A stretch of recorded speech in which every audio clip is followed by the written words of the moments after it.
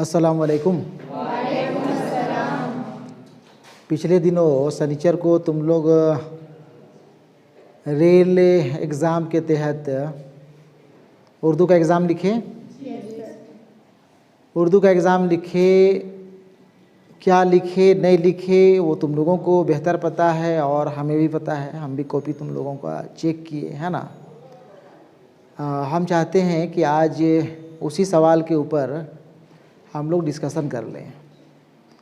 एक एक करके हम फिर से ऑब्जेक्टिव सवाल बतलाते जाते हैं, बोलते जाते हैं, तुम लोगों से पूछते हैं और जो जवाब तुम लोग लिखे होगे, दिए होगे या अगर सुधार कर लिए होगे जवाब में, इम्तहान में हो सकता है कि गलत जवाब पता था लेकिन अब किताब से मिला लिए होगे, चेक कर लिए होगे तो सही जवाब दे सकते हो, है ना। ठीक है, बहुत ज़्यादा बातें ना करते हुए हम लोग सीधे सवाल पे आ जाएं और सवाल नंबर 1 देखें। सवाल नंबर 1 है, मुंशी हरगोपाल तफ्ता किसके दोस्त थे? पहले ऑप्शन सुन लो, ठीक है ना, पहले ऑप्शन सुन लो। सवाल है, मुंशी हरगोपाल तफ्ता किसके दोस्त थे? अलिफ मिर्ज़ा गालिब, बे मोमिन, जीम शेफ्ता, दाल ज़ौक देहलवी। सही जवाब क्या होगा? मिर्ज़ा गालिब। मुंशी हरगोपाल तफ्ता मिर्ज़ा गालिब के दोस्त थे। एक और इनके दोस्त थे, मुंशी नबी बख्श हकीर, ठीक है ना। मिर्ज़ा गालिब अपने 2 दोस्त के नाम जो ख़त लिखे थे वही ख़त तुम लोगों के निसाब में शामिल है। एक ख़त मुंशी हरगोपाल तफ्ता के नाम लिखा गया था और दूसरा ख़त मुंशी नबी बख्श हकीर के नाम लिखा गया था। ये दोनों इनके दोस्त थे। यहाँ पूछ दिया है मुंशी हरगोपाल तफ्ता के बारे में, ठीक है। ठीक है, सवाल नंबर 2, उर्दू मुअल्ला किसके खुतूत का मजमुआ है? ऑप्शन अलीफ मोहम्मद हुसैन आज़ाद, ब मिर्ज़ा गालिब, जीम मीर तकी मीर, दाल मोमिन। मिर्ज़ा गालिब। मिर्ज़ा गालिब खुतूत निगार थे, है ना, और मिर्ज़ा गालिब के ही 2 खुतूत तुम लोगों के निसाब में शामिल है। मिर्ज़ा गालिब को जब तुम लोग पढ़े थे या हम लोग पढ़े थे उसी में मिला था कि उर्दू मुअल्ला खुतूत का मजमुआ है जो मिर्ज़ा गालिब का है, ठीक है। सवाल नंबर 3, तनकीदी मज़मून उमराव जान अदा का मुसन्निफ़ हैं। तनकीदी मज़मून उमराव जान अदा असल में एक नाविल है, बतलाए थे हम, असल में एक नाविल है और नाविल के नाविल निगार या मुसन्निफ़ मिर्ज़ा मोहम्मद हादी रुसवा हैं।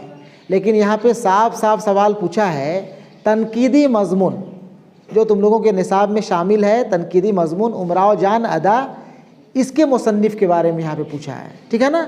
सवाल ये भी पूछ सकता था इम्तहान में, या पूछ सकता है कि उमराव जान अदा के मुसन्निफ़ कौन है, और वहाँ पे मिर्ज़ा मोहम्मद हादी रुसवा का नाम दिया हुआ रहेगा तो जवाब होगा मिर्ज़ा मोहम्मद हादी रुसवा। लेकिन यहाँ पे लिखा है तनकीदी मज़मून, ठीक है ना। तनकीदी मज़मून उमराव जान अदा का मुसन्निफ़ हैं। अलिफ कुरतुलैन हैदर, ब एहतशाम हुसैन, जीम सज्जाद ज़हीर, दाल खुर्शीदुल इस्लाम। ऑप्शन दाल खुर्शीदुल इस्लाम, ठीक है ना। सिर्फ तुम लोग को अलीफ बे जीम दाल ही लिखना था। कुछ लोग बे जीम या दाल लिखने के साथ साथ बगल में नाम भी लिखे हो, नाम लिखने में फंसने का इम्कान है। काहे कि ये लिखोगे, टाइम भी वेस्ट होगा और ज़बरदस्ती हम लिखेंगे तो सकता है लिखने में गलत कर दें। जब हमको जो है सिर्फ हर्फ लिख देने से, अलीफ बे जीम दाल लिख देने से ही 2 नंबर मिल जा रहा है, तो और उसके आगे लिखने की ज़रूरत नहीं है, ठीक है। ठीक है, तनकीदी मज़मून उमराव जान अदा के मुसन्निफ़ खुर्शीदुल इस्लाम है, ठीक है।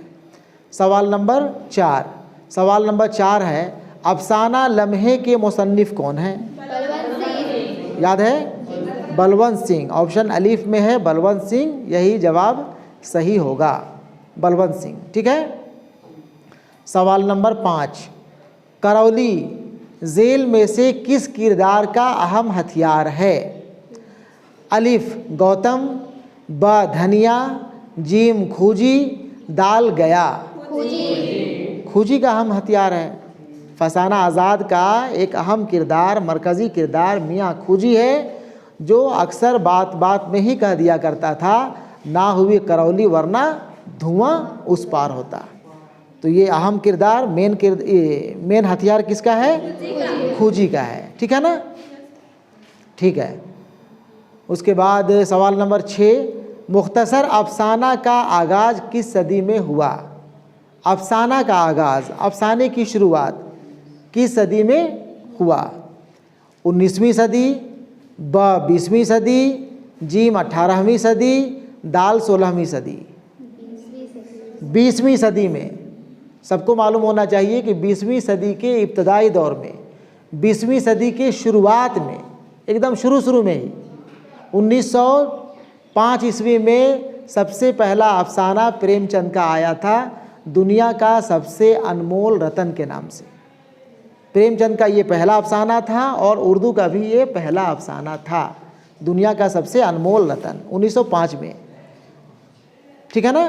तो अफसाना निगारी का आगाज़ या पहले अफसाना निगार अगर कहा जाए तो मुंशी प्रेमचंद थे, और उन्हीं के ज़माने से, उन्हीं के ज़रिए उर्दू में अफसाना निगारी का आगाज़ हुआ। ठीक है ना? 20वीं सदी की शुरुआत में, 20वीं सदी के वस्त या आखिर में भी नहीं, बिल्कुल 20वीं सदी के शुरुआत में, 1904-05 ईस्वी के आसपास। ठीक है? आगे सुन। सवाल नंबर 7, रुबाई की ज़बान की लफ्ज़ है। रुबाई की ज़बान का लफ्ज़ है, बहुत टाइपिंग मिस्टेक है, कि का है, कई तरह की गलती यहाँ पे। रुबाई की ज़बान का लफ्ज़ है, अलिफ यूनानी, ब अरबी, जीम लातीनी, दाल फ्रांसीसी। सही जवाब क्या होगा? अरबी। रुबाई, रबा के मानी होता है चार मिसरों वाली नज़्म को रुबाई कहा जाता है। 4 मिसरा, 4 लाइन। शेरी ज़ुबान में हम लोग मिसरा कहते हैं लाइन को। ठीक है ना? तो रुबाई 4 मिसरों वाली नज़्म है। ये रबा लफ्ज़ से बना है और इसके यह अरबी ज़बान का लफ्ज़ है। ठीक है? सवाल नंबर 8, लफ्ज़ सदा के मानी क्या है? देखो, सदा, एक है सदा और एक है सदा। एक सीन से सदा होता है और एक साद से। अब यहाँ पे उच्चारण करने में, बोलने में तलफ़ुज़ हो सकता है कि हम भी सही निकाल नहीं पा रहे हों, है ना? सदा, तो सीन से जो सदा होता है उसका मानी होता है आवाज़।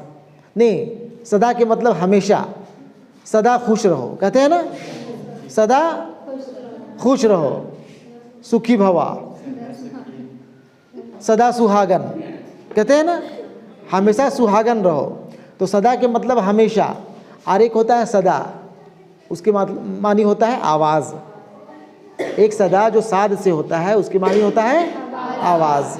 तो यहाँ पे साद वाला सदा पूछा था, इसका मतलब है कि इसका ऑप्शन आवाज़, जो कि ऑप्शन जीम है, ये जवाब सही होगा। ठीक है ना? यहाँ हमेशा भी लिखा है, लेकिन अगर सीन से सदा दिया हुआ रहता तब ऑप्शन अलीफ सही होता। यहाँ पे ऑप्शन जीम आवाज़ सही होगा। सवाल नंबर 9, बनावट के एतबार से इस्म की कितनी किस्में होती हैं? बनावट के एतबार से ऑप्शन ब 3। ठीक है ना? बनावट के एतबार से इस्म की 3 किस्में होती हैं, जामिद, मसदर, मुश्तक। ठीक है? इसके बारे में हम लोग बातचीत करेंगे, अलग से बताएंगे हम ग्रामर, है ना? सवाल नंबर 10, मुहावरा 9, 2, 11 होना के क्या माने? बड़ी जल्दी जवाब दे दिए, सवाल पूरा नहीं हुआ और भाग जाना। मुहावरा 9, 2, 11 होना का मतलब होता है भाग जाना। ठीक है ना? देखो, यही 10 ऑब्जेक्टिव सवाल था। यहाँ पे गौर करने वाली बात यह है, समझने वाली बात यह है कि अगर मुहावरा से सवाल आया है तो तुम लोग को और भी मुहावरा देखना पड़ेगा। यहाँ तो 9, 2, 11 बड़ी आसानी से समझ गए, लेकिन कुछ मुहावरा ऐसा भी होगा जो समझने में परेशानी हो, तो 50-100 मुहावरा भी तुम लोगों को देख लेना है, ठीक है ना। हम लोग 1-2 क्लास में बातचीत कर लेंगे, बता देंगे, मुश्किल नहीं है मुहावरा, बस ध्यान दोगे, गौर करोगे, पकड़ लोगे, है ना जी। और इसम की किस्में, इसम के बारे में हम लोग तफसील से पढ़ेंगे, ठीक है ना। यहाँ बनावट के एतबार से दिया है, लेकिन इसम की जो किस्म होती है वो कई तरह की किस्में अलग अलग हुआ करती है, तो इसके बारे में हम लोग देख लेंगे, ठीक है। और ठीक है, ये हम लोग अलग से देखेंगे। उसके बाद सेक्शन बी में सब्जेक्टिव सवाल है, इसके ऊपर भी शॉर्ट में बात कर लेते हैं। सवाल नंबर 11 था, उमाकांत की ज़िंदगी किस कैफियत में गुजर रही थी, ठीक है ना। उमाकांत कुंवारा लड़का था, बेरोजगार था,